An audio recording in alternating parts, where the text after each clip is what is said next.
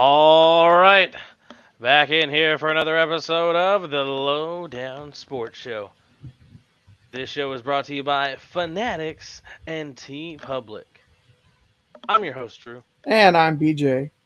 and we're going around the association once again for the bajillionth time. No, not the bajillionth. Only Feels like it. 24th. I mean, Yeah, little Kobe times yeah, on the Kobe. around the association, the Kobe around the association, if you Last will. week was Jordan, LeBron. This week it's Kobe. There you go. And yeah, going around the association, got quite a bit NBA going on. I mean, it's NBA playoffs. They're giving out Hmm. awards as well. We want to talk about those things. Uh, had a little incident as well. We got some players showing out as well. Going to mention those. We got some highlights to show you guys for those watching over on YouTube or Twitch instead of listening. Uh, and on the WNBA side, we're around the corner from training camp. Not getting into training camp talk specifically just yet. Hmm. We're 10 days away from it, so we'll get it in next time. But talking some WNBA, got some storylines within the season to look out for. Some important things, some players on the way out the door. Will a certain team make the playoffs? Yeah. A lot of potential for storyline in the WNBA this year, and some leaps. Which teams are going to make the biggest leap? What team is going to make the biggest drop in the standings this season? I We're think I going to already hit know all of my that, answers. hitting all of that on the WNBA side of things today, and of course, BJ's best. What's on Drew's mind? That good stuff. With it or quit it at the end. So make sure you stay locked for a jam-packed another edition of Around the Association here on Lowdown. You, And that BJ guy, when he's ready, we'll get it this guy. popping. Yeah. Well, Drew, in honor of the day that we have happened to be live on, let's blaze it, man. Let's do it. Let's do I didn't mean to make you spit out your drink there. it. Let's do it indeed. All right, NBA playoffs, BJ. Things have been going on. Round one is in full swing. Hmm. There's been some drama. Each series now has two full games played.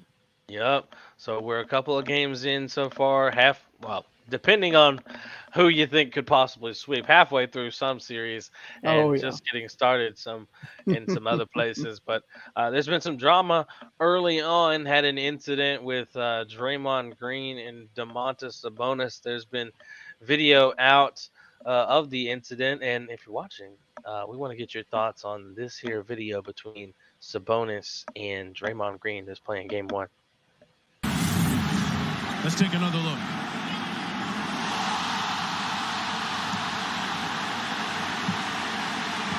Oh my gosh. That is He's going to be egregious. ejected for this. That looked purposeful and intentional. Not a good look, Drew. Not a good Not the look. best. Man, It's really one of those where you kind of want to keep watching on the angles just to make sure you're seeing this right, yeah. and you're seeing what you're seeing. I kind of see I see both ends of the spectrum, but one more so wrong than the other. You do see a little bit of grab of the ankle of Draymond's, but I mean you do see an obvious kind of come down stomp motion here, and very very clearly there for Draymond. And most recently, it was announced that he was going to be suspended a game for that incident. So Yeah. Kings up 2-0 in this series. Um, and that's one of those factors. And last time Draymond was suspended in the midst of a playoff series, that team of his lost that playoff series, and that was the 2016 NBA Finals. Hmm. Um, do you think it's pretty much all but said and done for the Warriors to get sent home by the Kings now that Draymond's been gone into 2-0 lead for Sacramento? And what are your thoughts on what went down? So I don't think the Warriors are done. In fact, I'll make the bold claim that I think the Warriors will win Game 3 without Draymond at this Okay. point. I think that this Warriors team, I don't necessarily believe that they're still going to win the series, but I do believe that they're going to extend it. I believe that I think this is going to go probably a full 7 if I had to be honest. The way that the first two games have been played, there's no doubt in my mind that there's going to be especially if you watch out for Scott Foster. If Scott Foster gets sent to do a game in the series, that it's going to be extended. That's at least the conspiracies out there. All kidding aside, so this is a play that starts out. We're not going to watch it again because I can't. I don't think we can. Hold on. Let me try something real quick. Let's take another look. So I can talk over this. It may be a little bit garbled, but we can talk over these because you can see Klay Thompson and Sabonis kind of get into posturing, fighting for the rebound, everything like that. And so that's where it all starts.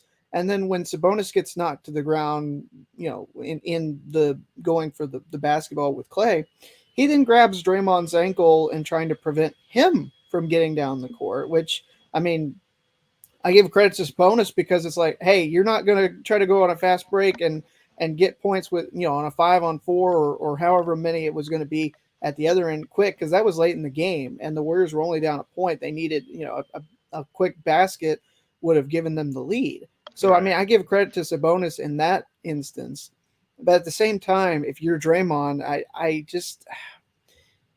I don't know why the stomp had to be, because, that's what it's being called and that's what it looks like. Draymond said after the game that he wasn't stomping. He's just got to put his foot down somewhere. I can understand that. But the way that he is acting in this regard is just not a smart play. And if it were somebody that was, young in the league, somebody that didn't have a reputation history. In fact, we've got a clip here, Drew. This is not the first time that Draymond's been, in the middle of some controversy with some basketball plays and fouls and everything like that. This really just goes to show how many times he's tried to get away with something like this. Draymond Green in front of that bench.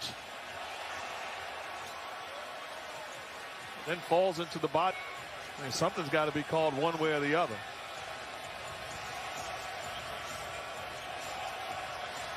And then Ariza's legs come down on him, then him holding him up. That's a tough one to call either way. As Dellavedova and Green got tangled up, Dellavedova slow to get up. And going back to the monitor now. So offensive foul was the call. And then Green just stepping all over Herb Jones, and then another little swipe. I think what they'll be looking at is right here, all of this. In a normal course of a game, this would be a double team.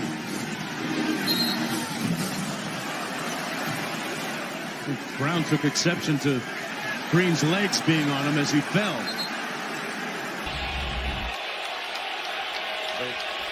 I thought he fouled him there. That was an obvious foul.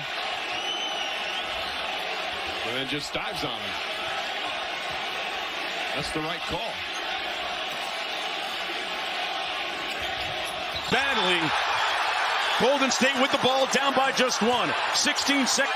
Golden State with the ball, down by just one. 16 seconds. Monk puts it up. And Curry's got the board. Green gets tied up. As he goes down, watch him grab Draymond right there. Now, that right there. So, as you can see, this is not an isolated incident. And this is the only reason I feel like, Drew, that Draymond is suspended for game 3 is because it's a pattern of behavior. If you speed in the, on the highway and you get pulled over, the first time you get off with a warning or maybe you get a ticket, that's fine.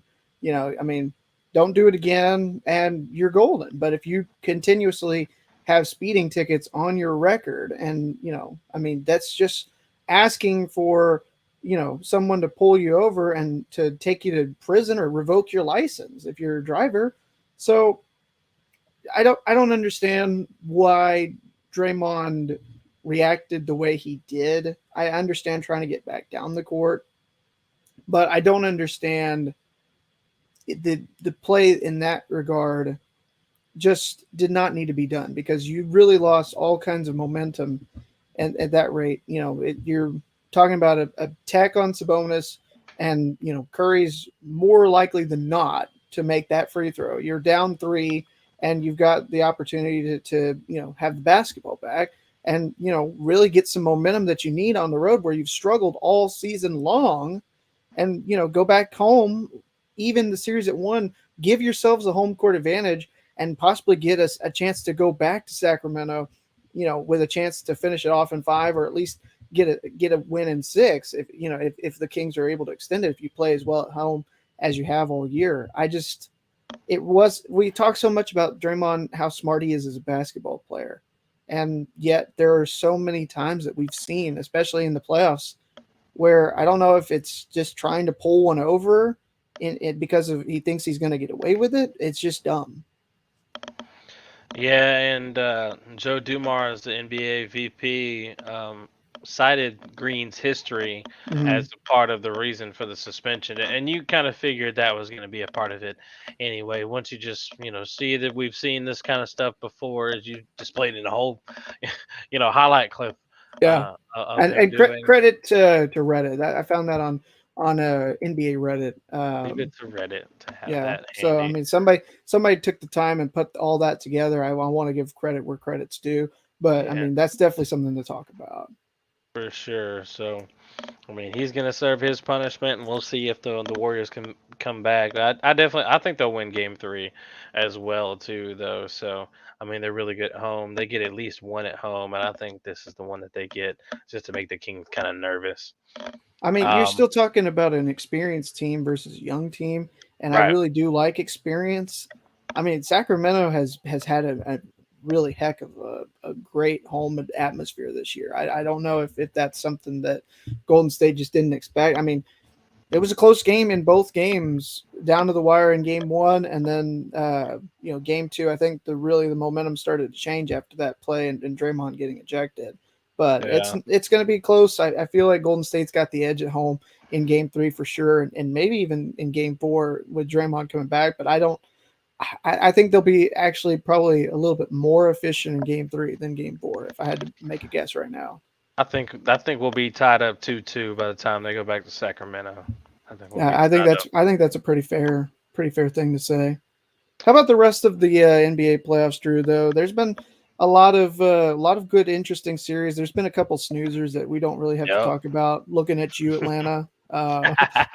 Sorry, I shouldn't have, but Minnesota kind of the same way. They were at least competitive last night in Game 2, and it really took just a phenomenal effort from Jamal Murray, Drew, to get that win for Denver. Yeah. I love Jamal Murray's game. I've loved it for a while, and he's anytime like it's playoff time, you can count on Jamal Murray for sure. And like that, I can say that without a doubt. Just watching him over his career in the NBA, and he's proven to be clutch. They said Bubble Murray when he started going off last night, but it's just like, man, I feel like he was built for these moments before the bubble happened. The bubble just like was able to put it on full display because nobody could go anywhere. Everybody was sitting in their house watching Jamal Murray go crazy and help bring the Nuggets back from that 3-1 deficit. So, I mean, he's just a gamer, pure and simple. And I mean, if you want to just label him as Bubble Murray, I mean, that's fine. But I mean, I don't think it's fair to him if you do. Yeah, I don't think so either. Really, I'm just trying to be nice. No, I get you. Jamal Murray, though. I mean, you hear about the stats that have been popping out. He's got more 40-point playoff games than Devin Booker, Damian Lillard, Carmelo Anthony, Oscar Robertson, Karl Malone, Kyrie, Paul Pierce, Reggie Miller, crazy, Magic Johnson, Tim Duncan, among others. He's got more 40-point playoff games, Drew, than regular season 40-point games. He's got 5 in the playoffs and 4 in the regular season. It's crazy because he's just kind of normal, and I mean not to say he's like a normal player and couldn't be like an all-star. Is not all-star caliber in the regular season, but he really kicks it to another gear when playoffs come on. He's one of those guys that you want to have on your team and healthy when playoffs come around. Because I mean, if you need a big shot hit, I mean he's gonna hit it. I mean he's that guy that he can get to his spot. I mean, he's just poised. He knows what he wants to do.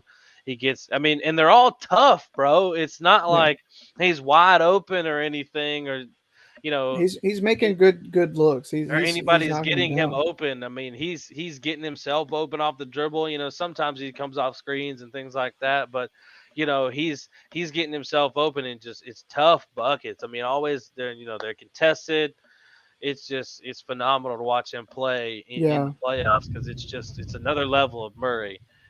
Just another switch is flipped when it's playoff time for Jamal Murray. We can watch a little bit of his 40-point outing from last night if you'd like Look to. At this. I was gonna say he's got this. This is a bit of a long clip, but we can stop it at any time. Yeah, you can just check some of it out. One of the stars, a Denver team that had the second best home record in the NBA this season, with Memphis the only team better, and had the task of guarding Jokic. Jokic was overplayed, so they reset to Murray. Shot clock at 10. Murray thought about it. He'll fire. Splash! Edwards unable to finish at the rim. Thought he was fouled. Nuggets want to push. Gordon. With some heat. I tell you, on that, it must be a short film clip. Minnesota getting a little sloppy with it. Murray wants to push into the corner. This is Brown. And he's fouled. All those games that Cat missed, 52 games with the calf injury. They just haven't played a ton of basketball together. As Murray comes up with the interception. How good has Murray been here at the start? That's a little bit more. As Edwards can't put it down in tight. Murray on a launch. Splash! And Spiro, it feels like Jamal Murray in the bubble 3 years ago. How he has. Yeah, we love Michael Malone, one of our favorites, who's got that feistiness, got right into his team. Look at Jokic, that is basket. Responding well out of that last timeout. 2 buckets, 1 inside, 1 from 3. There's Murray on a fade. Unbelievable. With 1 second on the shot clock, Spiro. All right, Monty, thank you very much. Jokic working quickly. He dunks.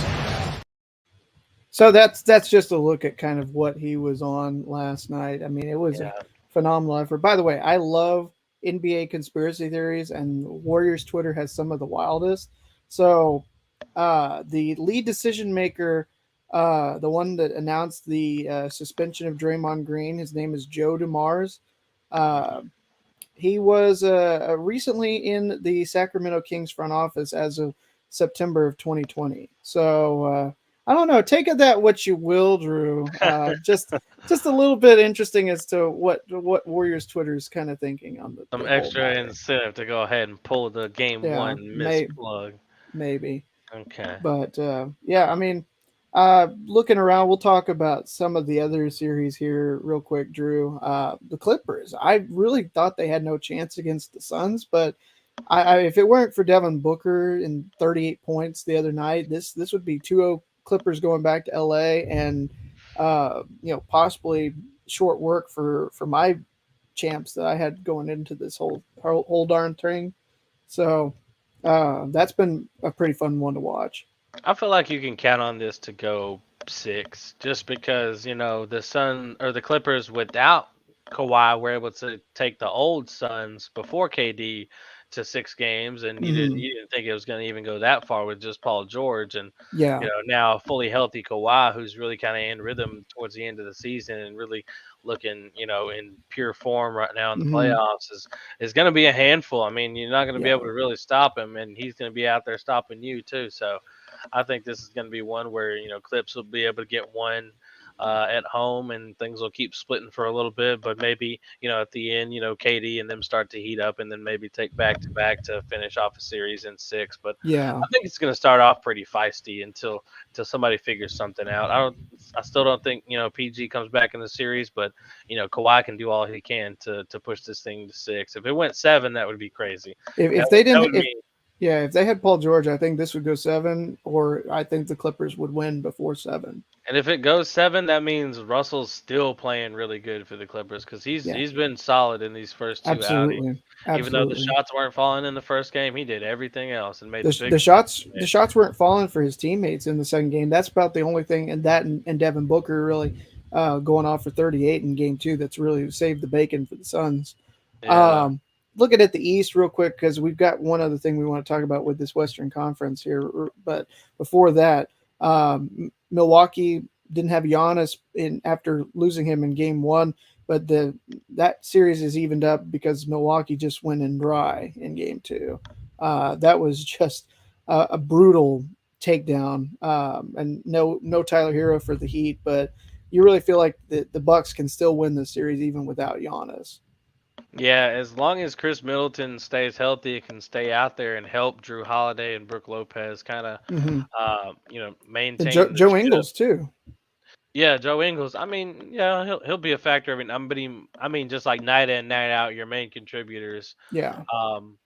So, I mean, just to kind of man things, because I mean, if you lose Chris, because he's had injuries throughout the course of the season, kind of lingering one from last year, and another one that bugged him this year. So, as long as he stays out there, I mean, he can, help them have a chance along with everybody else. But I still think the Bucks will be able to win this series without Giannis. No Maybe even doubt. at 6 for sure. No doubt. Knicks Cavaliers is even at 1 apiece as well. Kind of expect what we expected really from that series. That's going to be another one that we're keeping our eye on, and love to see what Jalen Brunson is doing. Wish he was still here. I will say, don't be surprised if you see some more Donovan Mitchell turmoil in the playoffs. It just seems like he has bad luck and hasn't done too well early on in his career with these playoff outings. Will the streak break and he finally get past the bad luck because blowing the 3-1 lead, losing to the Mavs last I year. was just about to say Brunson beat Mitchell in 6 last year. Yeah, so I mean, who knows? And the Knicks are pretty good. I mean, once they can put things together, they're pretty formidable. So I think this thing goes 7. But I mean, it would be truly heartbreaking for Mitchell to have that stuff happen again and lose first round. Speaking of former Mavericks, another one. Well, actually, another 2. The last time that Spencer Dinwiddie trailed 2-0 in a series was last year against the Suns. We all remember how that one ended. Do the Nets even have that same kind of a chance against the Sixers, or is it just kind of wistful thinking for Dodo and DFS?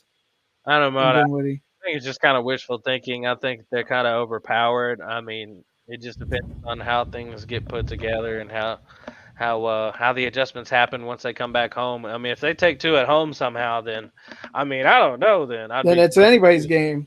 Yeah, I'd be mad confused, but I think they'll get handled, and maybe get one in, but they're really not kind of matching up for the what gentleman Sixers have. sweep. Yeah, a little gentleman sweep action there, but yeah, they're not built for the type of comeback that the Mavs were able to do last year. Not these Nets are not. Yeah, I agree with you. That takes us to our final kind of game series that we're talking about here in the first round. We got a couple other things that we'll talk about here for sure. I know we're running a little long on this segment, but the Lakers Grizzlies has been very competitive and just kind of what we expected from the first 2 games of the series. The Lakers go into Memphis, steal game 1. Looked like they really could have gone up 2-0 at times in game 2, but Memphis without Ja Morant had a heck of a response. And, there was a lot of chirpiness between Dillon Brooks and LeBron James, Drew. I know we talked about this off air, but, Dillon Brooks had some fine things to say, or well, maybe not fine things, but choice things to say about LeBron James. You want to hear him? Let's do it. And when they started making a run. There are some people, the Lakers are making that run, they get it to 14. You and LeBron have that exchange. There are people out there that say maybe you shouldn't do that with one of the better players in the game. I guess what were you thinking? I don't care. He's old. You know what I mean? I was waiting for that. I was expecting him to do that game 4, game 5. He wanted to say something when I got my 4th foul. He should have been saying that earlier on. But, I poke bears. I don't respect no one until they come and give me 40. I pride myself on, what I do is defense and taking on any challenge that's on the board. He made quite a lot of comments about, things in that interview and some others. He had like 3 or 4 quotes, it felt like, from that interview alone. he was saying a lot of wild. It seems like every time you encounter one thing, and you come back 1 second later, you see another quote from Dylan Brooks over here. Dylan Brooks had all types of things to say, and we'll just see what type of response we get from LeBron James here. I was saying on Twitter, you can expect a LeBron 50 piece incoming now. You expect LeBron to respond in some type of way. They're coming back home. You don't often get too much chirping towards LeBron like this. And, in the past, he's taking care of the people who have kind of chirped at him and, put their team away, essentially in the playoffs in years past. We the Deshaun Stevenson and the Wizards of the world with Gilbert Arenas, and teams like that back in those days. So plenty of times that it's happened. The Raptors, encountering LeBron time and time again. They're trying to chatter. But, just this time, Dylan Brooks is doing a whole lot, and he just hasn't done a whole lot himself. But, Brooks is going to be Brooks, and that's just the way that goes. But expect some type of response from LeBron as far as giving him 40 or 50 or 60. I mean, historic performance inbound from LeBron James likely coming to this next game. So we'll see how things go. But I'm gonna bounce into Defensive Player of the Year and Coach of the Year awards that have come through. We've had some technical difficulties here as the storms come in. It looks like BJ has lost power at his location, so we'll see about what we can do if we can get him back on or not. Hopefully we don't encounter too much trouble with that. And there he is. Hi, BJ, sorry about back that. in the mix. This is a first for me. So normally we've done the show and afternoon showers have come in and we've been fine. This is the first time that I had the power go flash off, and there with that goes the Wi-Fi. So I had to, when that came back on, we're in good shape, and so I'm back. Well, welcome back, Mr. BJ. We got some breaking news. That Kawhi Leonard is out for Game 3. Oh, wow. Kawhi Leonard out for Game 3. Well, Scott Foster did his job as helping the Suns extend the series. Now the Suns are going to still capitalize and take advantage of no Kawhi Leonard on the road. They'll win this one. Maybe do you think the Clippers are just kind of packing it in now, so you don't use too much Kawhi because you're not getting Paul George back? You saw what the Suns are capable of. I don't know why you would, because if they were gonna pack it in and try to play the matchups and the seeding and everything like that, they would have done so back at the end of the regular season, so they didn't end up in this spot against the Suns. And if they're not, though, BJ, shouldn't they now? Because they'll be down 2-1. There's no way they come back against this team. Suns will have the momentum and win Game 3 now with no Kawhi, because they won't have anybody to even remotely challenge KD or even do a whole lot out there. Like, it's Russell Westbrook and friends out there trying to make things happen for the Clippers in Game 3, and I just don't see them putting up any bit of a fight here. And even if Kawhi comes back, depending on why he's out, which I just saw this, I saw it on the Underdog app pop up, so it didn't have any specifications. I'll have to check with Woj or Shams to see. I've got reasoning up here. Let's see if he's sent anything. Oh. Okay, he quoted somebody. He said Kawhi has been ruled out tonight with a right knee sprain, according to a source. This coming from Young Music. Yeah, Leonard aggravated knee in Game 1, played through it in Game 2, is expected to be day-to-day ahead of Game 4 Saturday. Source tells ESPN injury is not related to previous ACL injury. Ooh. So that's good and bad. Yeah. Good that it's not the same knee, but it's also bad that it's another injury. Yeah. Anyway, so I didn't want to divulge anyway. Get too far off when I left, but that was Dylan Brooks. What more does LeBron have to do? LeBron in this series, Drew, has shot 12 of 19 from the floor when his primary defender has been Dylan Brooks, according to NBA.com's tracking data. I mean, yeah, you might not respect him, but he's not respecting you, and he's taking it to the cleaners when he's taking shots against you. I think one of the last people you want to piss off is one of the Yeah. goats of the game. Yeah. That's like, you're not going to go talk cash to KD because he'll just rise up and give you a quick 30 and a half if he wants to. Same thing for like a Steph Curry or a Luka Doncic. They're just going to give you that work immediately. So that's what I'm expecting in the response from Braun. Yeah, I don't think LeBron's really even going to justify talking about it more. I mean, I think he talked a little bit about the chirpiness, but other than that, I mean, it's just chirp. And I mean, by the time we get to Game 5, I wonder if this will even be remembered, other than just because it's like, oh, who cares? He's old or something like that. Or how much will he be talking if it's like a 3-1 Laker lead? Yeah, that's another good point. I mean, if LeBron comes and keeps shooting the way he has been here in the first 2 games when Brooks is on him, they're going to take Brooks off of him, and then you got to figure out the other mismatches and whatnot. I mean, this is, I felt pretty confident when before the postseason started. I thought that it was going to be Suns Lakers in the Western Finals, and I mean, as long as they can survive Memphis, if they get the Kings, they're going to be in the Western Conference Finals. No, not trying to be mean to the Kings. It's just the way that the Lakers have been defensively since the All-Star break, attacking the paint. The Kings just are not ready for that. I don't want to get too far looking ahead, though. Yeah. I did hash through a couple of things, or was making my way to it. Defensive Player of the Year, Coach of the Year awards. Coach of the Year, first unanimous Coach of the Year. That surprised me. I mean, not who won it, but the fact that no coach had ever won it unanimously before. Well, I would say I was surprised by it. I mean, I was a little bit still, but not as much as I would think I would have been, just because like the first unanimous MVP was just 8 years ago in 2015 with Curry, and That's true. Surprised it didn't happen to a LeBron James at any point before that, and with any of his 4 MVPs. Yeah, that's it happened true. on Steph's first.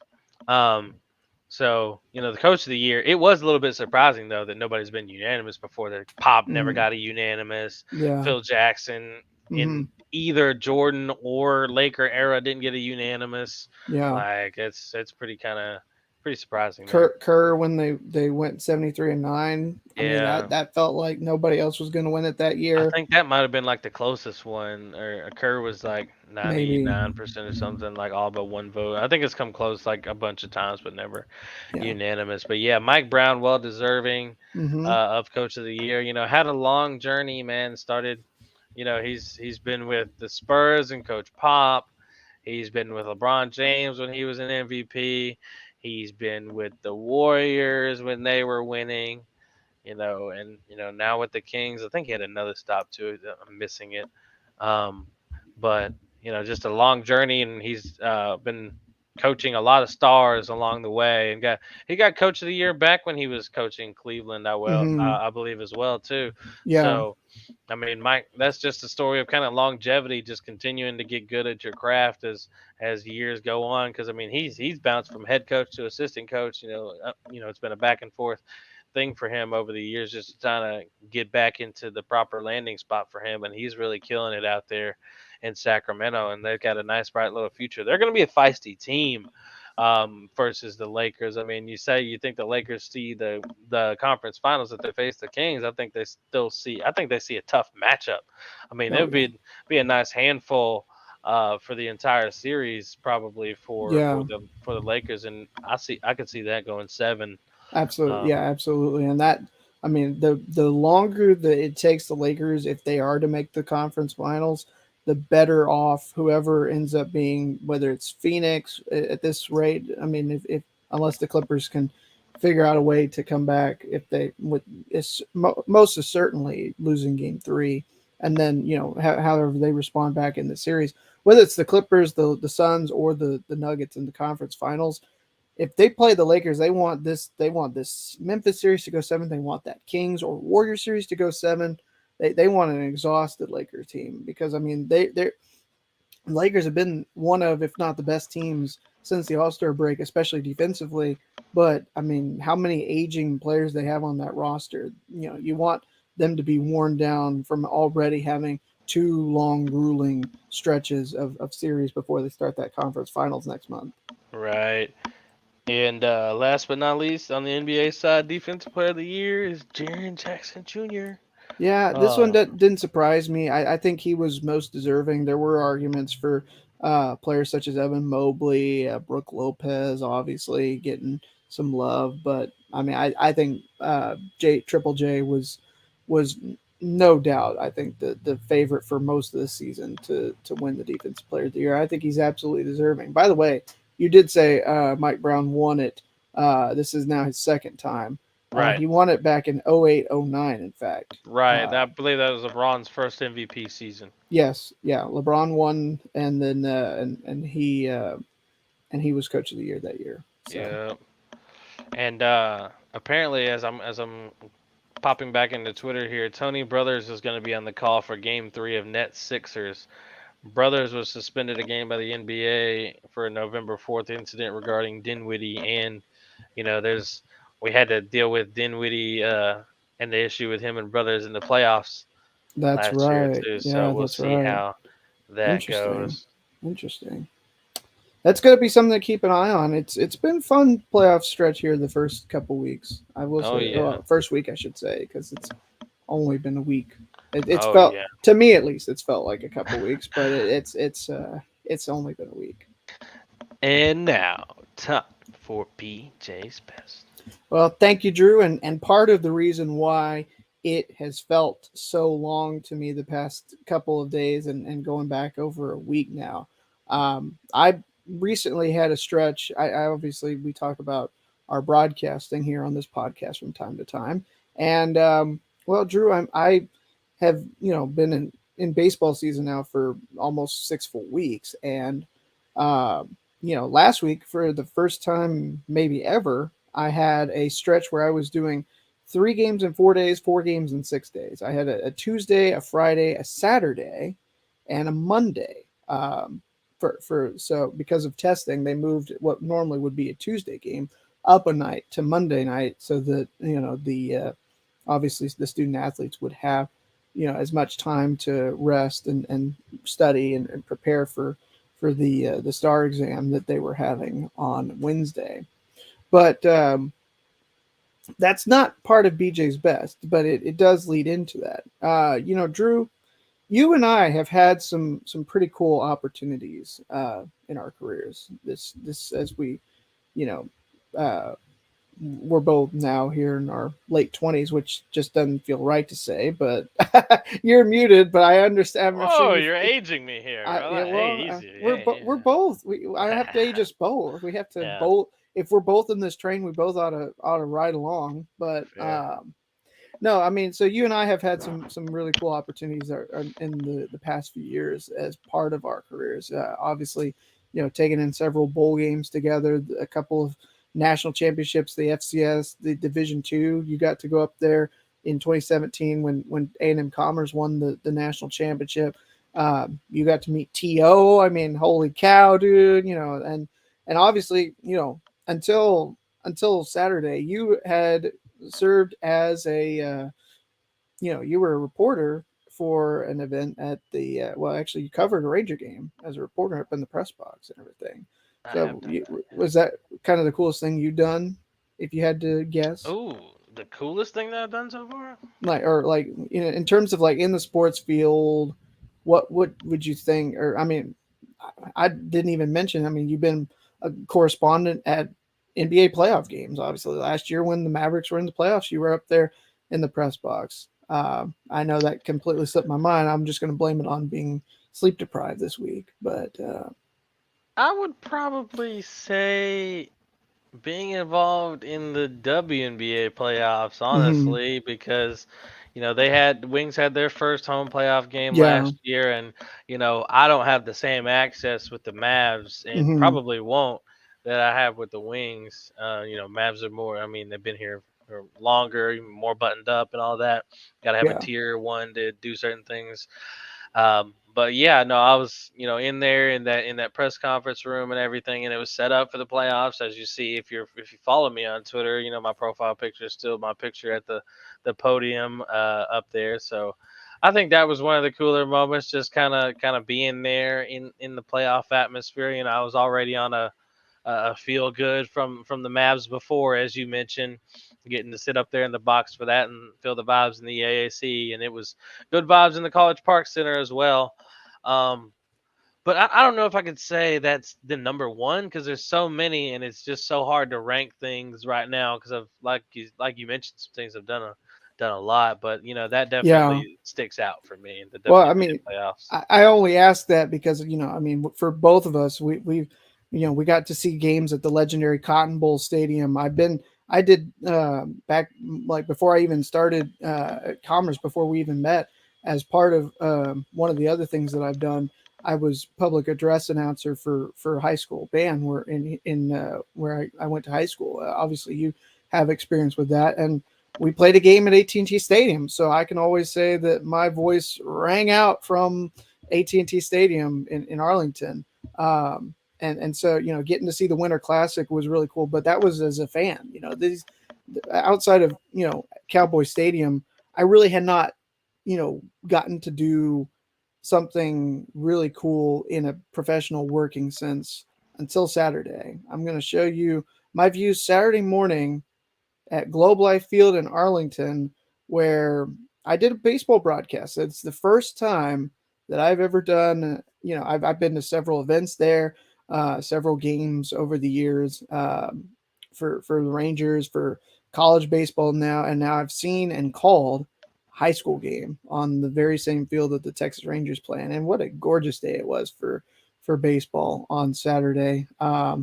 The team I was covering for did not win the game, but that doesn't sway me in any bit because I mean you can see here this is where we were set up in one of those on-field suites, and I'm wearing I can't zoom in, I don't think, on here, but I'm wearing my Jackie Robinson shirt because Saturday was Jackie Robinson Day, and one of the coolest things that they told me when we got there and we're setting up in that suite is that the Rangers Park, those on-field suites are exactly 42 feet from the batter's box. So you are closer in those on-field suites to the batter than the pitcher is, and 42 obviously is the number that Jackie Robinson wore and is retired all across Major League Baseball. I mean, it was just one of the coolest things I've ever done. And I'm so grateful that I had the opportunity to do so. This is actually, the third year in a row that the team that I cover has played a game there. But the first 2 years we weren't asked to do a broadcast for that game at Globe Life Field. It happened to work out in the schedule this year, and we were asked, and we're like, of course. Why would we not want to do this? So, right, yeah. So yeah, I would have done it for free, Drew. But don't tell them that. I don't want them to take that off of the pay stub. No, in all seriousness, though, it was a blast. I wish that the outcome had been 2 more runs for our guys and or 1 less run for their guys and 1 more for ours. But I mean, I can't control any of that, and it doesn't take away from the cool experience that I had. And Drew, I'm not going to be broadcasting, but I'll be back at Globe Life Field this weekend. Just check out those Rangers City Connect uniforms, which are I think you can find them over with our friends at Fanatics, Drew. Our friends at Fanatics. Mm-hmm. We've got a lot of friends that do a lot of merch sales, like T Public as well. Our friends at T Public always have some stuff going on, but there's no sale just yet, ladies and gentlemen. But that is okay because there's still merch there that you can go and acquire. Time to update that wardrobe for the summer, though, because the weather's getting warmer once this rain stops, because we did say it was raining today. Get you some tank tops. Get ready for the summer. We got baseball tees as well as regular t-shirts like BJ's got on right there. The Lowdown merch right there from T Public. T-shirts and tank tops from the store can help get you prepared for the summer. So get over there and get hooked up already. Get that in early so you can be repping the Lowdown by the time the sun is out there bright and shining and it gets a bit warm. So get linked up with the Lowdown over at T Public and use our link in the description to go make your purchase today. And BJ mentioned Fanatics. I would like to get some of those Rangers jerseys. Maybe put a custom. Maybe get the Lowdown on the back of one of these, or Uncle Drew. Maybe both. That sounds good, I like man. that. You can do custom jerseys over at Fanatics. Yeah, you can. You got a lot of options if you're looking at Fanatics, Drew. I mean, NBA, NHL playoffs are underway, as we've talked about. Only one place that I would go to get my playoff merch, and of course, that would be our friends at Fanatics. Those Rangers are looking good to start the season. Winners of 4 in a row, 5 of their last 6. They won a series in Houston, Drew, for the first time in 5 stinking seasons. My goodness, can you believe that? Take that, Stros. Yeah, they got their Astros kicked. I'll tell you that on Sunday night. Aha! No, in all seriousness, though, those Rangers City Connect uniforms that dropped earlier this week, I believe you can go get them over at Fanatics. I'm going to double check. I'm on Fanatics right now, Drew. I'm looking, and I see that they've got some Mother's Day items in stock already. Get that coming up here in a few weeks. I don't see the new City Connect. Those might be Nike only, at least for the time being. But I know they've got Nike products on Fanatics, so that should not be an issue. At any rate, whether you're looking for some Rangers gear because they're looking good to start the season, hey Drew, in a week from tonight, the NFL draft gets underway with the first round. Jeez.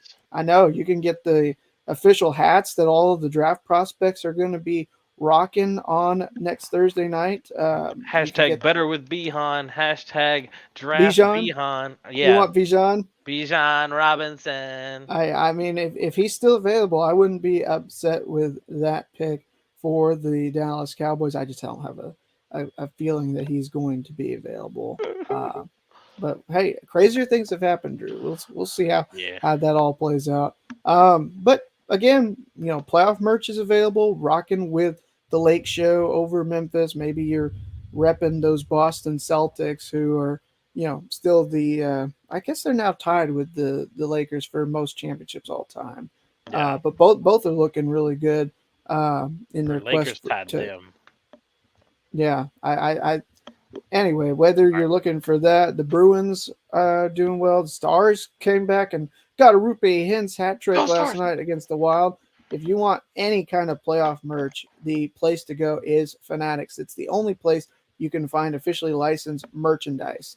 It's fanatics.com. That is officially licensed everything. They don't have a sale going on right now, Drew, but I imagine that will change over the weekend. So be checking back to see what kind of savings you can get over at Fanatics. And Drew, as we find out each week, once and for all, what happens to be on your mind at that given time? Well, Beach, this week, what's on Drew's mind? It was going to be one thing, but I decided to shift and go the other way because I made a Twitter poll about it, and I'm going to do this now. And that's binge watching. Binge watching TV shows. Recently made a poll on Twitter of what Twitter thought I should rewatch or binge, I should say, of the shows. I had 4 shows listed: House of the Dragon, Breaking Bad, Better Call Saul, and Ozark. And Breaking Bad won with over 50% of votes. Wow. And I'm going to rewatch Breaking Bad for the first time ever. Wow.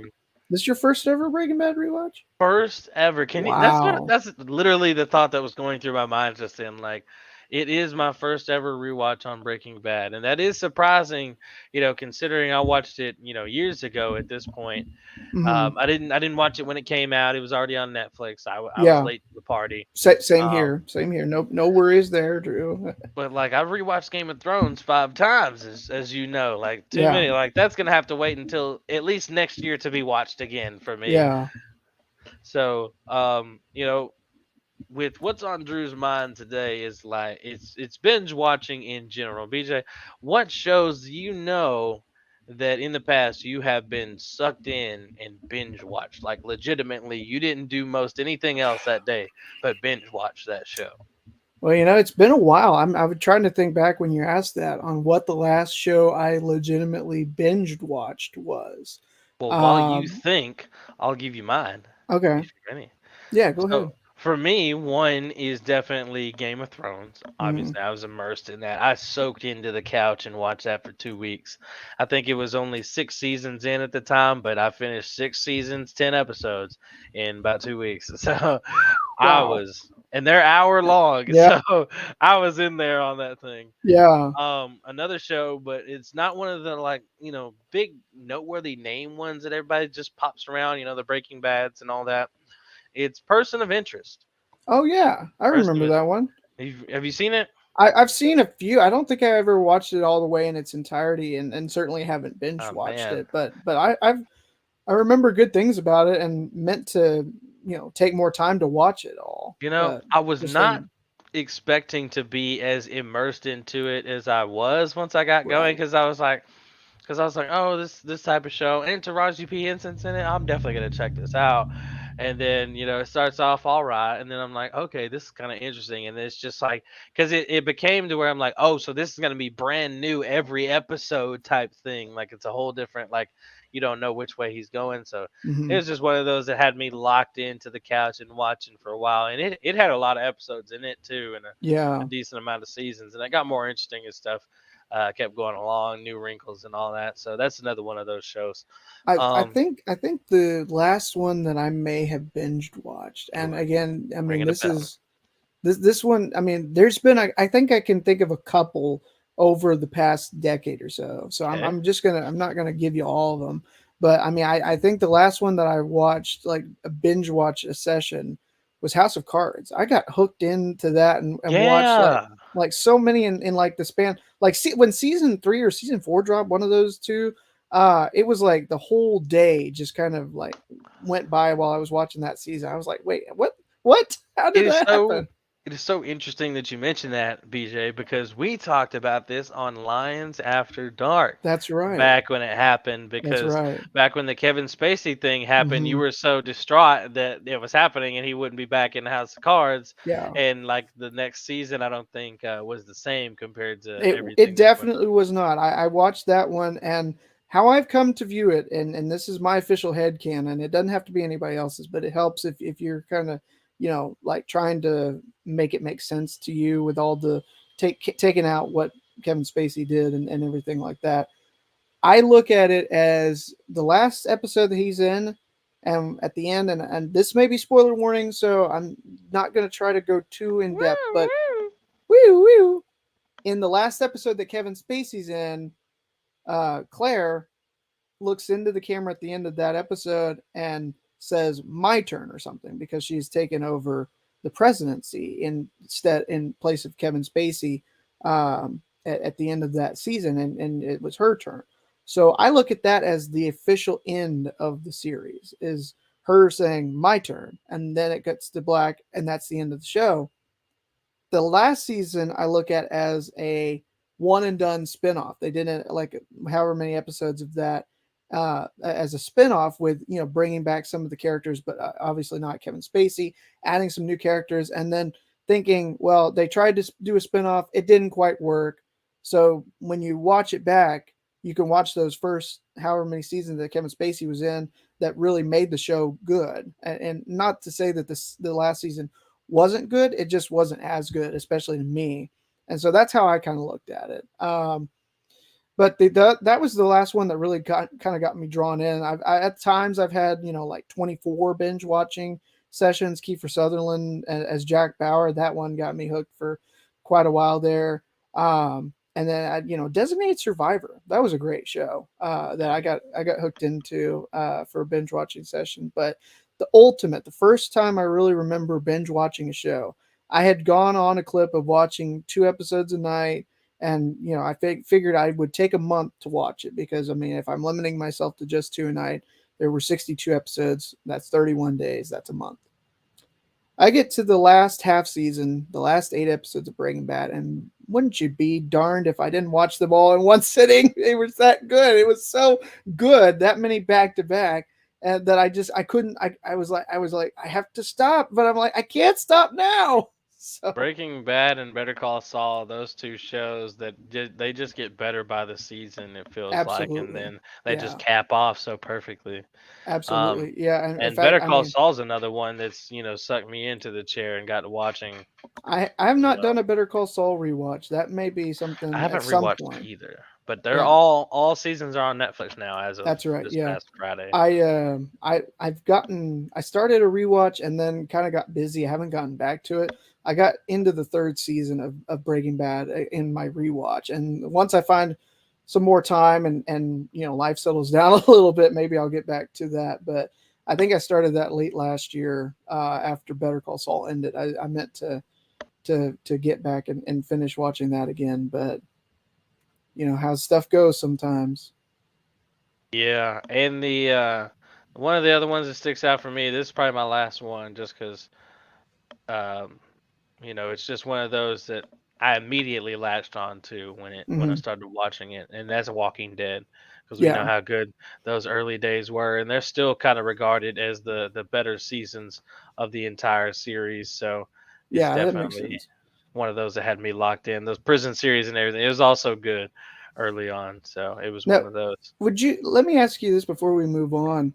Would you Okay. consider like something like a comedy, something that can be binge watched? I mean, I think of it Well, more as like if you fall behind, like you can watch. They're usually shorter and easier to binge watch, but I don't necessarily consider that to be a binge watch. I just consider that to be like because I feel like in order to really have like a binge watch, it's got to be a drama or like lengthier episodes, really, where you really yeah, are sitting on the couch for a long time, unless you're watching like a full season of Friends in one sitting, where you're going to be there for like 12 hours I feel essentially. like you either got to have a bunch of seasons or a bunch of episodes or both Yeah. to be put in the binge watching Yeah, category. So like like Friends was like 10 seasons, 200 plus episodes. Seinfeld's 9 and 200 plus. Frasier's right, 11 and over 200. Like yeah, Game of Big Thrones Bang 8 Theory. seasons, Hmm. Breaking Bad at least 5 seasons, and they were Yeah. like what 13, 14 episodes a season. Yeah, outside Um, of I think the first season, but even then, those are hour. That's an hour-long show, so you're yeah, going to already be looking at sitting there watching episode, for 40 minutes or 40 plus minutes each time right. that you watch. And Better Call Saul 6 seasons, hour Hmm. episodes. Yeah, So I mean, they got to be kind of if it's short. If let's just say if The Office was like I don't know 5 seasons and they have those 20-minute hmm, episodes, then I mean, it could be yeah, considered a binge watch if you watch it all because it's 5 seasons worth. yeah. But it's I The don't The know. Good Place only did like 4 episodes, and they didn't really. I don't think they were more than 13 episodes a season, but that is really good to watch as well. It's just a Right, shorter binge. right, because it just kind of levels out different. Like a certain amount of like so you could have like 3 seasons and then Hmm. 20 episodes a season, or Yeah. like for Peaky Blinders is like 6 seasons or like 6 episodes, but like 4 seasons or something like Hmm. that. So, and I mean, you could binge that still, but I mean, I feel like you got to have something in bulk to be able Yeah. to call it a I binge. think I think you're right. But I think yeah, so too. so not like one season. That doesn't kind of Yeah, count. like it, You like did binge it because you finished it in probably a day or two, but yeah, I think I've done that with a couple of I don't Netflix know. shows. Like there was one that had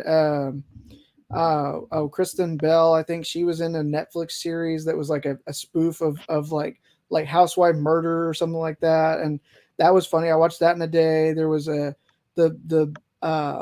Paul Rudd, like where he's got like a clone of himself, where there was two of him in that show.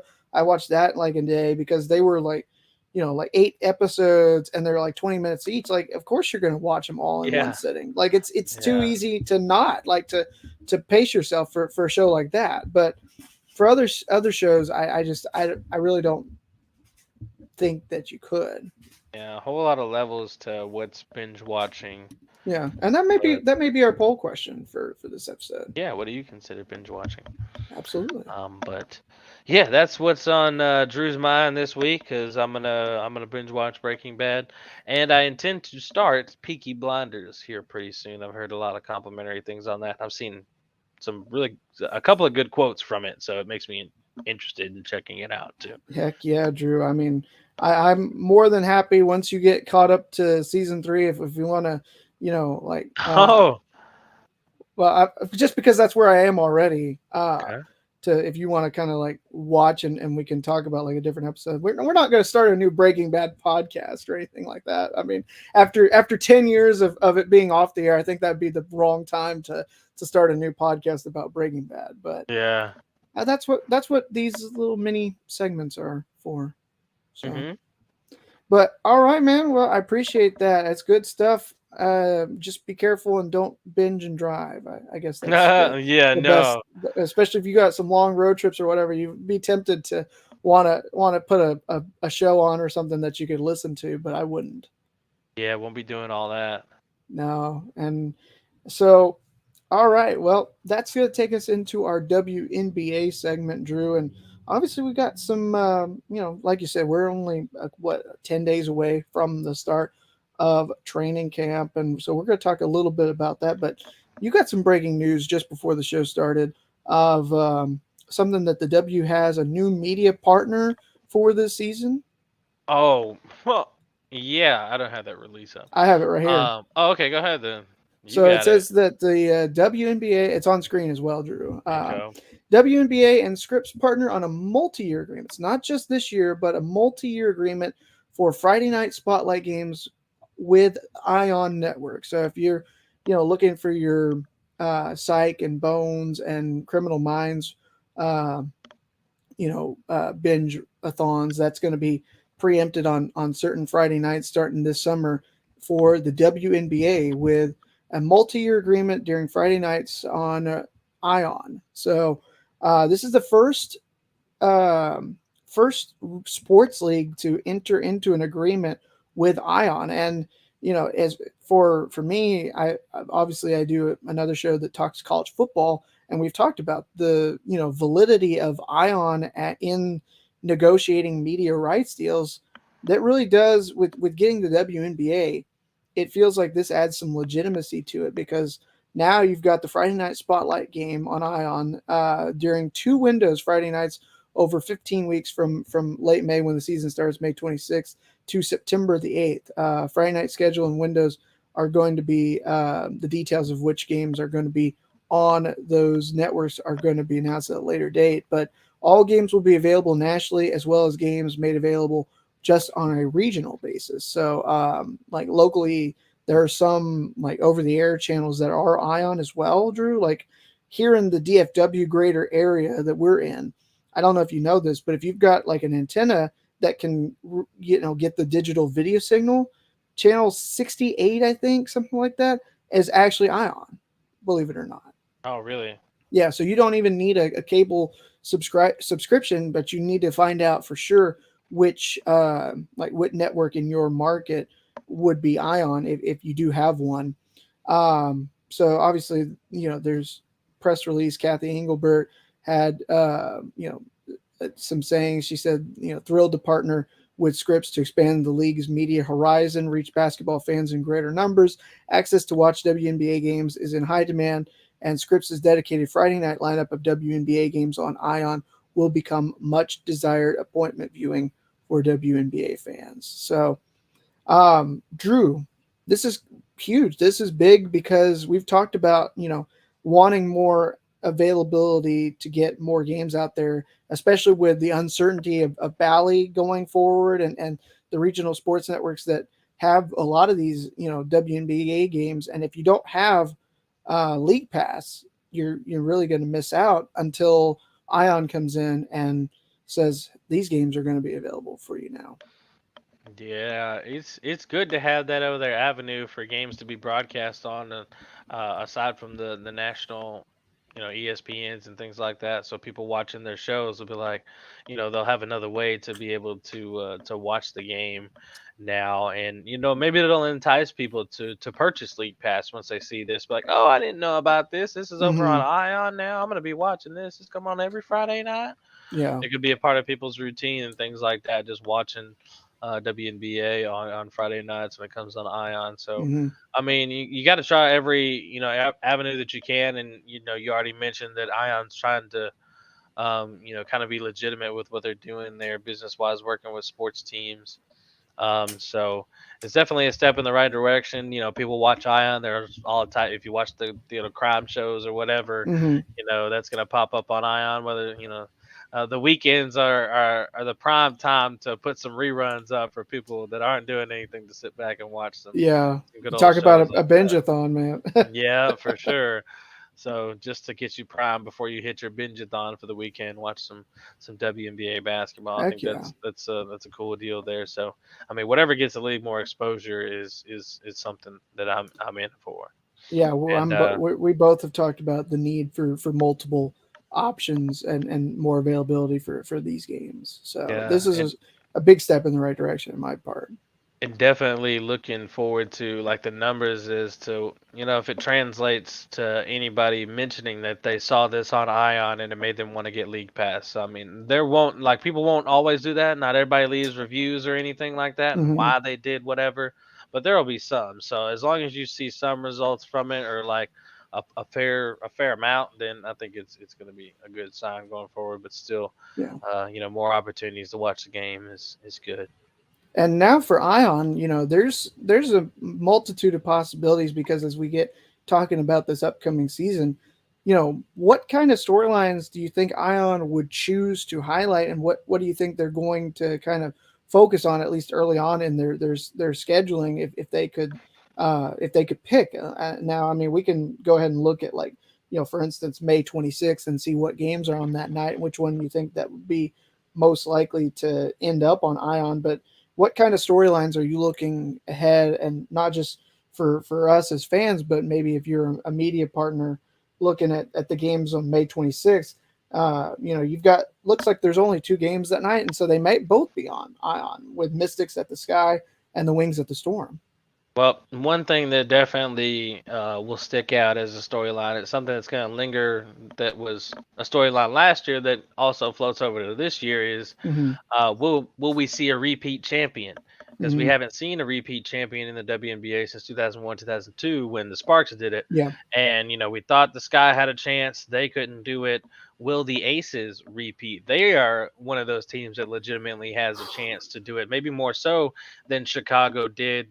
Chicago's maybe kind of looking Yeah. like a more so a one and done. a one-time run thing, but Mm-hmm. the Aces are more loaded to be able to do it twice. They have the Yeah. firepower there, and now got a little bit more depth to be able to do it. But they've got some things, some opponents standing in their way. The big Giants out in New York with their new super team Mm-hmm. and everything. A healthy Washington Mystics is scary, and the Yeah. league is just getting better. Yeah. But that's definitely something to kind of keep an eye on. Do the Aces have what it takes to repeat as champions, or will the Liberty get their first championship of their franchise's history? And that's something that's a storyline as well. Will that newly formed super team that's got just about every piece that you can think of, and just I don't know. I don't know where the weakness is early on. I mean, we'll have to see once they play some basketball if they have any. Yeah. But they've got so much talent, so much depth that it just seems all but right for New York to come in, make sure the Aces don't get back to back. That thing continues, and New York gets a Yeah. championship. I mean, you've got championship caliber players over the past couple of years. Stewie with her championships in Seattle, Mm-hmm. Salute with her championship in Chicago. Yeah. And then a former MVP in Jonquil Jones plus Sabrina. Depending on who else you keep over there, you got Maureen Johannes as well, Dee Yeah. Richards, and just a host of players out there that make you one of the deepest and one of the better teams in the league. And it's not like Yeah. you even need your bench for long. I mean, if you can manage it how the Aces managed it last year, at the very least, with just a little bit of bench, a whole lot of starters, then I mean, you're good if everybody stays healthy, because those Yeah. are the best, most of the best players in the league right there.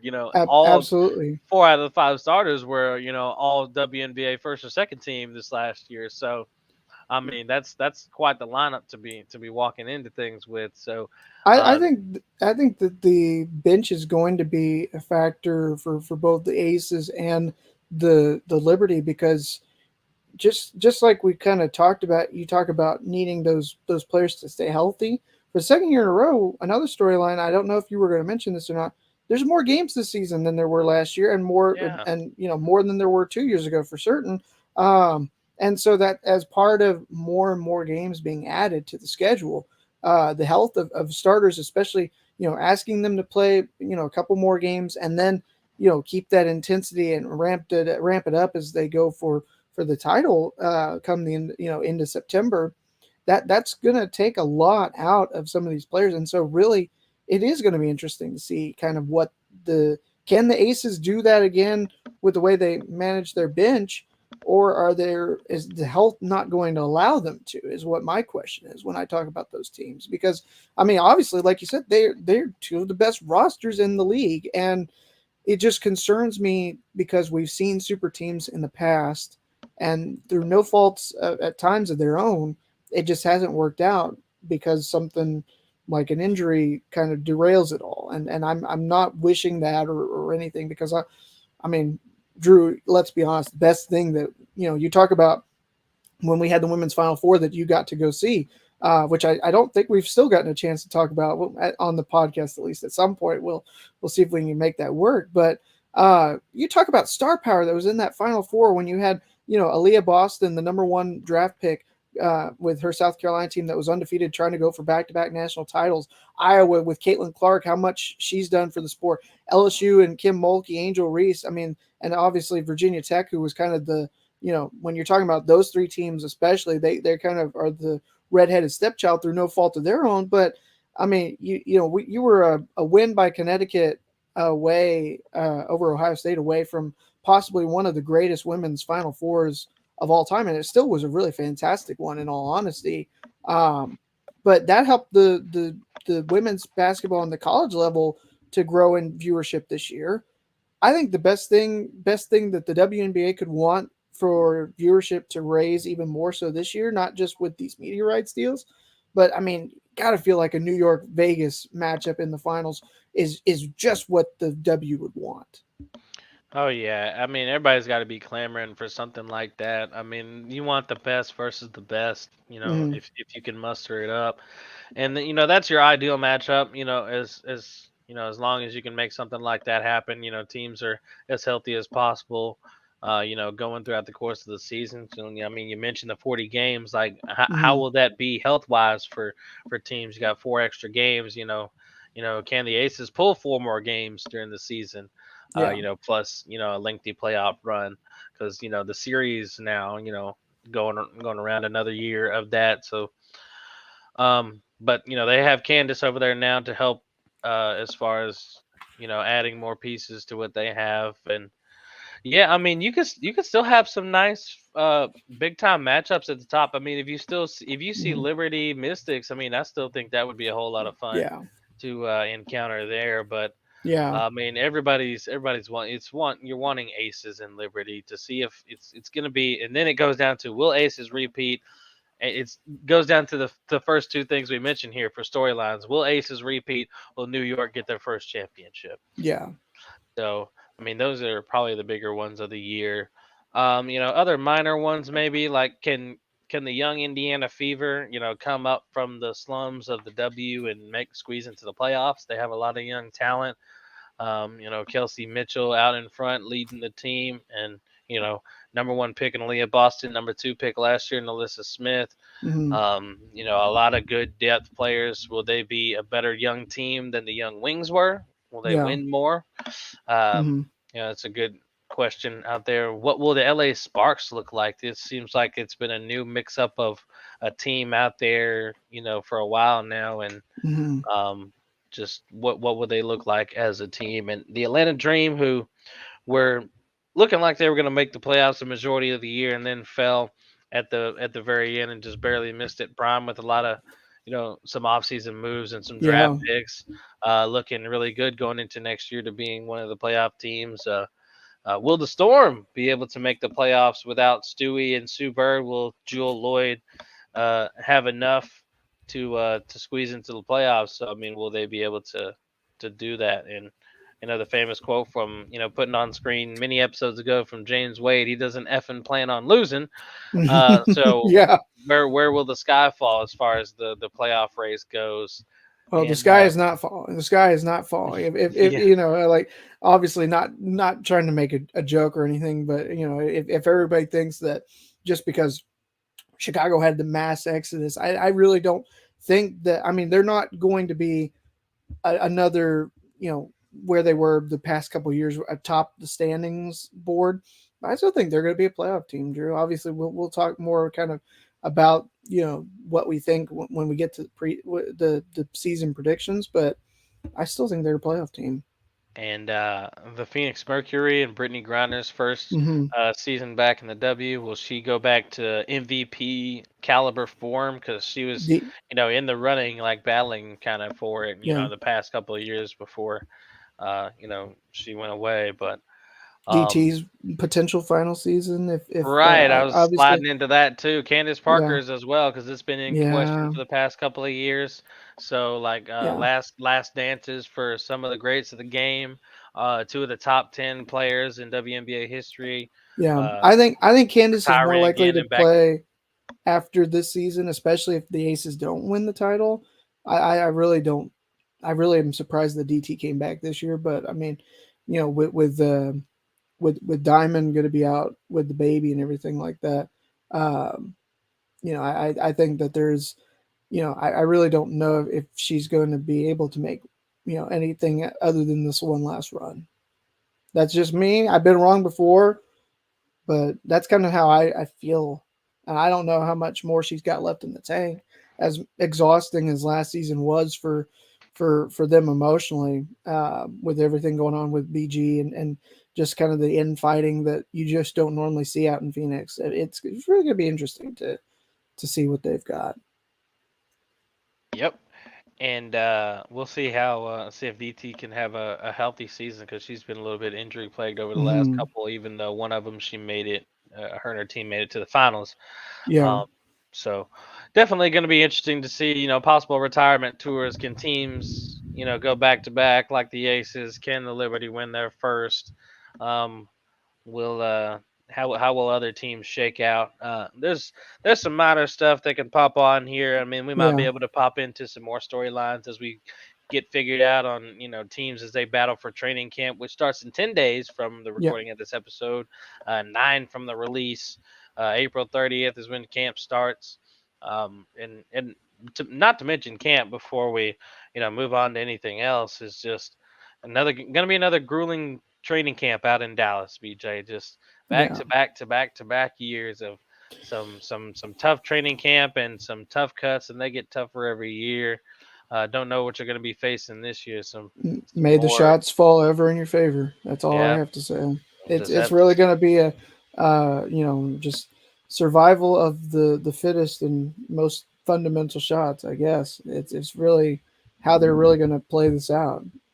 And BJ, who do you see being a more interesting team going into 2023 with the way their roster looks right now and what they could potentially have after training camp?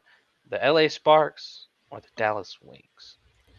Well, I mean, you know me, I'm not one to normally take biases. There are a lot of good things to like about this Sparks team, but I still do feel like it's going to be interesting as, with with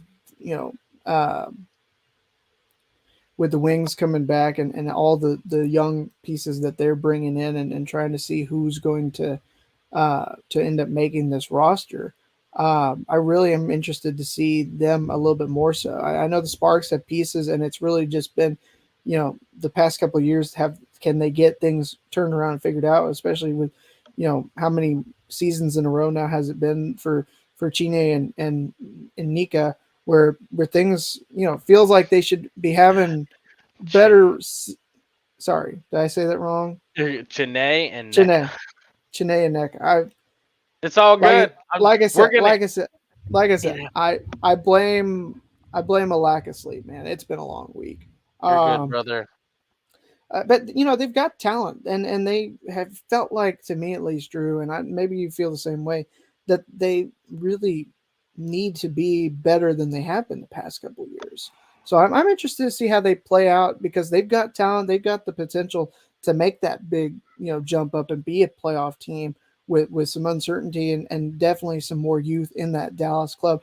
But I think I have to say I'm a little bit more interested in Dallas, just because there's so many uncertainties especially with a new coach coming in and trying to see. I think LA's got a new coach too, actually. Now that talking about it, but with all the youth that is being brought in Dallas, the pieces that they traded away, to make room, and what are they going to look like? I really don't think that they're going to be in that playoff at the end of the season.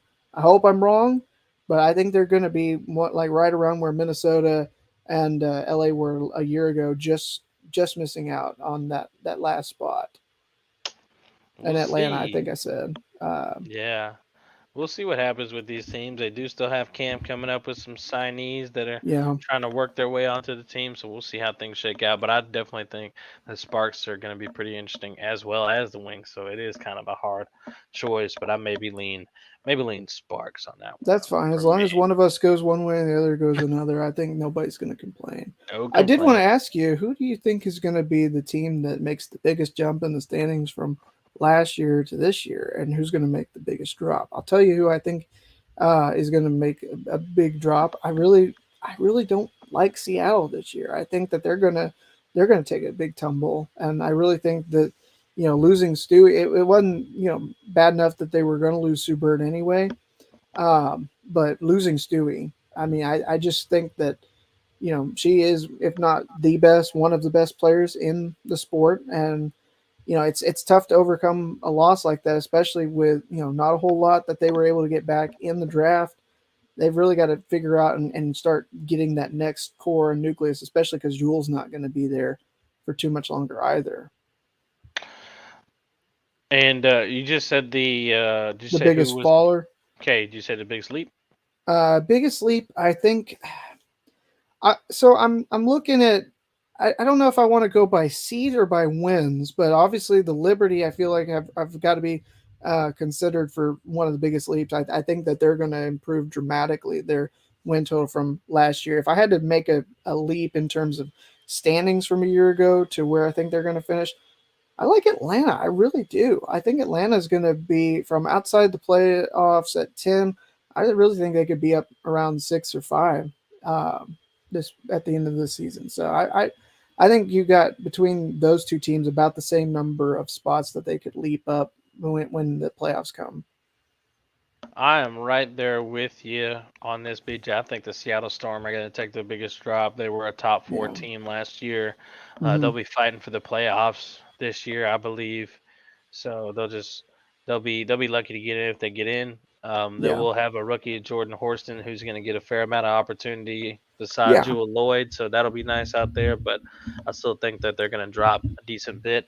And I think the biggest riser has got to be the Liberty, because they only won 16 games last year, a 7 seed. They'll be a top 2 seed this year and win at least like 10 more games. No doubt. I think, and you mentioned the Dream too. That was going to be my answer, but when I realized and remembered the Liberty were the 7th seed last year, I thought that they were going to make a bigger jumps, at least seeding wise. Definitely, and not to say that just because we think that Seattle is going to take a big tumble in the standings doesn't mean that they're not worth watching. I'm really interested to see how Jordan Horston's going to play out there. I mean, if they even have a remote chance of being a playoff team, it's going to be because of her and Jewel Lloyd and how well they're able to get along and play together to lead that team in this season. Yeah, and did you hear that, James Wade? I didn't pick your team for the biggest drop. You were a 2 seed last year. I didn't pick you. Okay. No. You could still make the playoffs. Like I said, I think they're still a playoff team. They'll be middle of the pack. It could be between them and Atlanta, that 5-6 range. In all honesty, which would be about a 3 or 4 seed drop, and I think Seattle probably falls a little bit further than that, if I had to guess. And I think with how they'll work things over there in Chicago, I think you could look out for a possible All-Star season from Izzy out there. Yeah, I like that. We'll see. It's going to be very interesting, Drew. Indeed.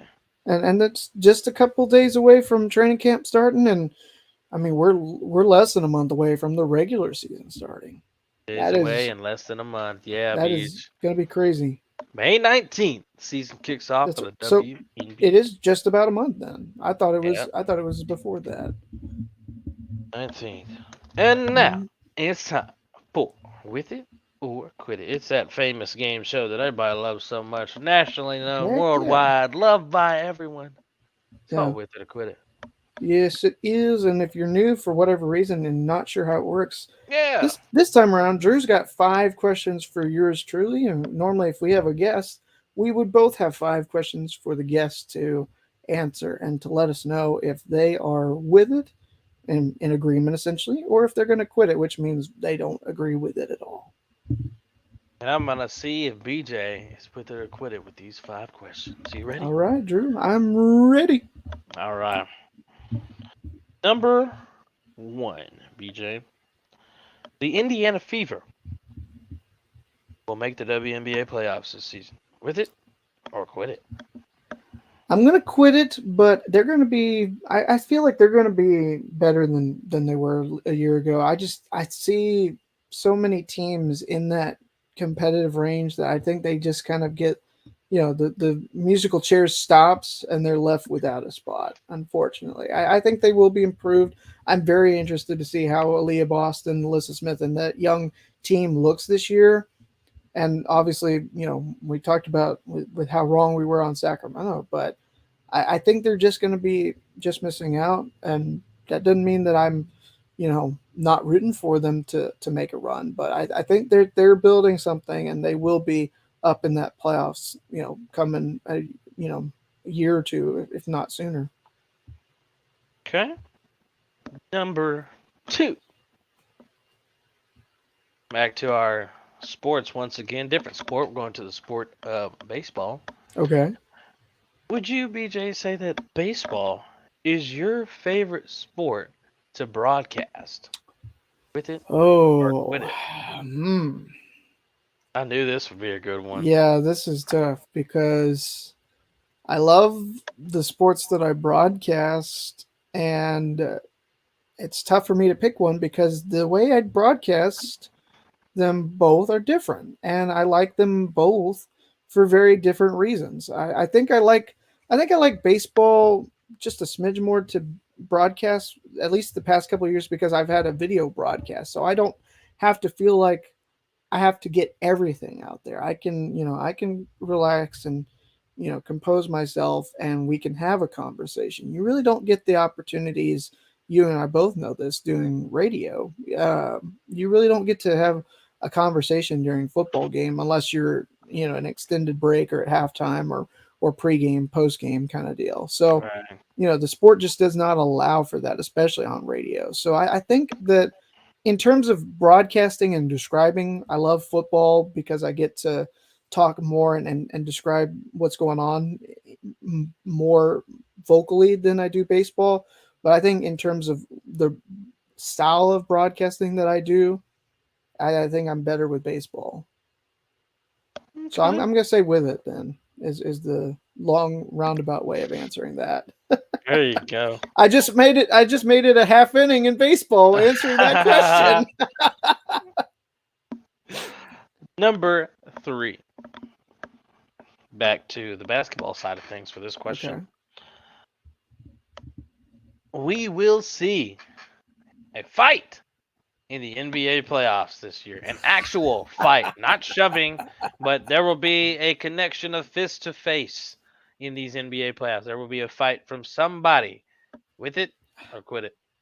Well, if you'd said NHL, I mean, that's pretty much what we're already seeing. You get that every night. You get every game with the NHL. But the way things are going, I want to say with it, especially looking at Sabonis and Draymond when Draymond returns in Game 4. If they get tangled again, I think fists will fly. I really do.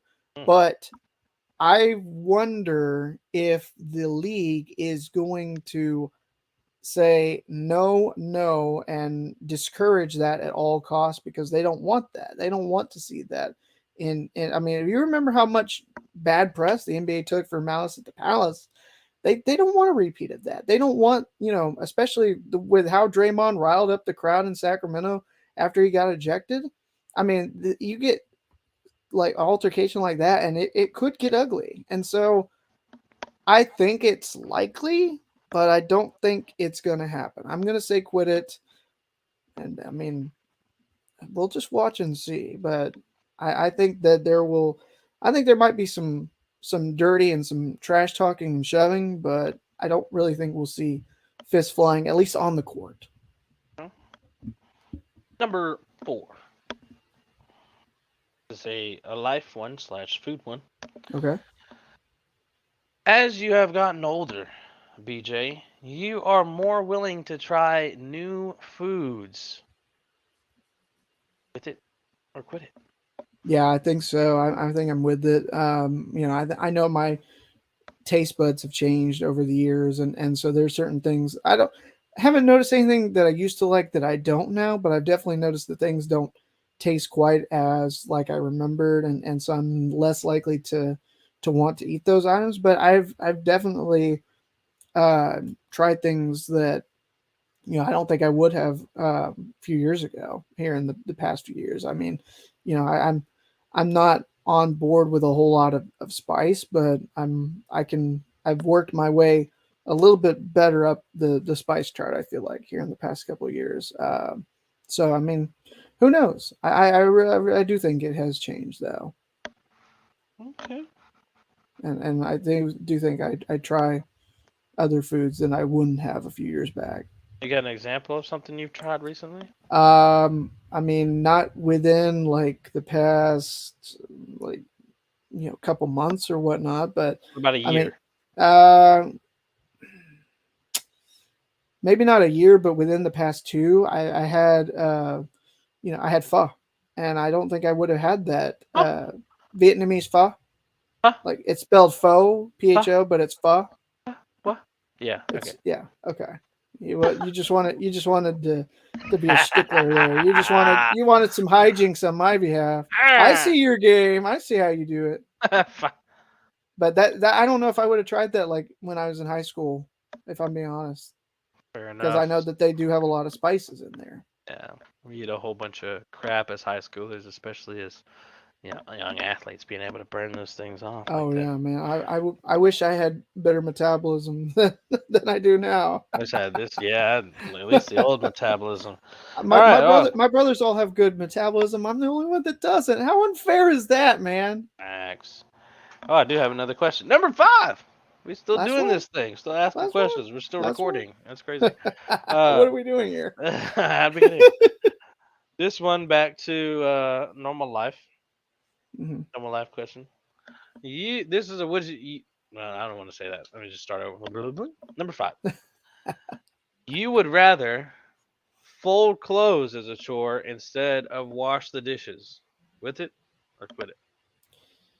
Yeah, I don't mind folding clothes. I don't mind like rinsing stuff off in the sink, but I don't want to get in there and get the scrubber and everything. Like, I mean, there's a reason why a dishwasher was invented. Why do we have to pre-wash everything? You're using more water. It feels like that way. I mean, I get it. You want to get all the, get it like at least up a little bit so that you don't have to use as much with the dishwasher. But it's going to be going the same whether you bring that scruff up or not. Maybe it's just because you want to make sure it gets it on the first wash instead of having to put it back in the dishwasher. I don't know, but I've never had a problem with folding clothes, so yeah, I'm with it. So nearly got the perfection there, but what was it that I said? Was it the first one I said quit it? It's 2. Oh, I got two? Wait. No. Sorry. Yeah, you didn't want the Fever to make the playoffs. You didn't think they'd make it. I mean, they're gonna be close. So, not saying anything bad on their behalf. I think it's so competitive that tough to see an avenue for it. But I also said the Kings are going to miss out. So what do I know? Indiana fans don't look at me seriously. Don't listen to us. We don't know anything. Well, we know some things. We know the end of the show is upon us, though, Drew. Yeah, because that's with it or quit it, BJ. That's the end of that.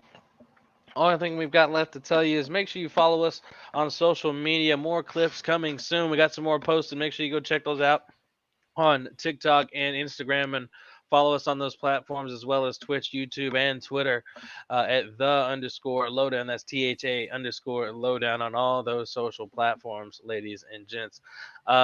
Next week gonna be probably some type of complicated episode. Lowdown will probably be on the road for the first time, ladies and gents. Now, are you gonna be driving? Like actually driving? No, okay. I was about to say that's not safe. I can put StreamYard on my phone. I think you can. I've done that with a different show before where you can. You would definitely have to captain the ship, and I'd just be like, "Oh yes, BJ, the Atlanta Star Trek Dream Enterprise here for Atlanta Dream training camp is going to be fantastic." As we're driving, and then hit the brakes. Sorry, I'm at a red light now. You can ask me another question. Oh jeez. But we'll see. Lowdown will be different different this next week, and we'll be having a guest on sometime soon. And after that guest, I'm going to be inquiring about another one that BJ and I mentioned before that's been on the show a couple of times. Was in one of our first 3 episodes, I believe. So really on, and he's an OG of the show, and he's got some big life updates that we want to talk to him about. He's got a new team, so we got to ask him about what life has been like over there in Texas. In somewhere in Texas, that's all we'll say, because if we say too much more, they'll give it away. But I mean, we probably already know who it is. And maybe even see if we can get on his replacement from his old school, because there's a new hire out there already. But you'll just have to stay tuned to find out, ladies and gentlemen. But make sure you go follow us on those social medias and stay tuned for the next episode of The Lowdown.